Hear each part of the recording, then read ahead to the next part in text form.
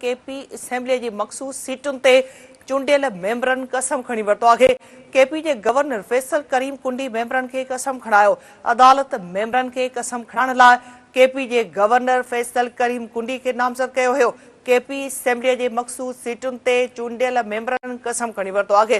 KP जे governor Faisal करीम कुंडी मेंबरन के कसम खणायो। अदालत मेंबरन के कसम खणाइण लाइ केपी जे गवर्नर फैसल करीम कुंडी के नामज़द कयो हुयो। अहम ख़बर खान नाज़रीन अवां खे आगाही ॾियूं पिया त केपी असेंबली जी मखसूस सीटुन ते चूंडियल मेंबरन कसम खणी वरतो आहे।